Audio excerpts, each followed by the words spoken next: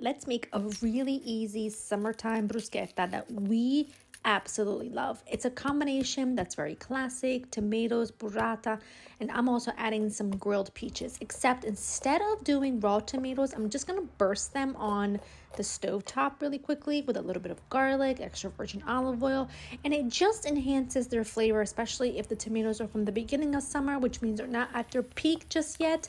But when you toss them in some fragrant garlic and extra virgin olive oil and you cook them just long enough for them to soften and burst but not turn to mush, make sure you season with some salt. They are just fantastic. They literally cook for about 2 to 3 minutes. You want them to look like that. You see how they're starting to burst around the edges, and as they cool, they kind of turn into like this jammy, sweet, delicious goodness. And set that aside. And in the meantime, just slice up some bread. I love ciabatta because I find it to be really light, but any bread will do. Set that aside. And then I take some peaches. These are quite firm. Again, they're not at their peak yet, but they're going to be so jammy and delicious when we're done with them. What you're going to do is you're going to cut them into these nice, big, thick wedges, toss them with a little bit of olive oil, and I just throw them onto the grill just like that. The olive oil just keeps them from sticking, and you cook them for like a minute or so on each side or until they develop really beautiful grill marks. But just let them sit there and do their thing. Don't disturb them too early or you'll tear them, and then just put the bread alongside to char. Once they have beautiful grill marks on the one side, just flip them over, let them go another minute or two before letting them rest until you are ready to assemble the whole thing. Your bread should be a lovely charred color because that is the definition of bruschetta. It just means charred bread. So you're going to take that off the grill, and while it's hot, you're going to rub it with a clove of garlic. It just gives you a little hint of garlic flavor, but it's not too strong, and it's so good.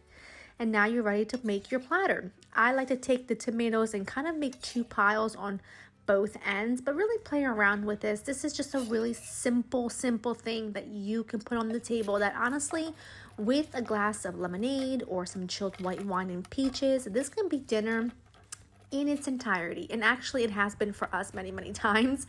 Then surrounded with some bread, the peaches, and then I love to add some hot honey on the peaches because I just find it to be really delicious. But anyway, before we get to that, we're gonna take the burrata and we're gonna place it right in the center. Just make some room for it because all of the flavors just, they meld into one eventually. All the juices flow, and it's just so sensational.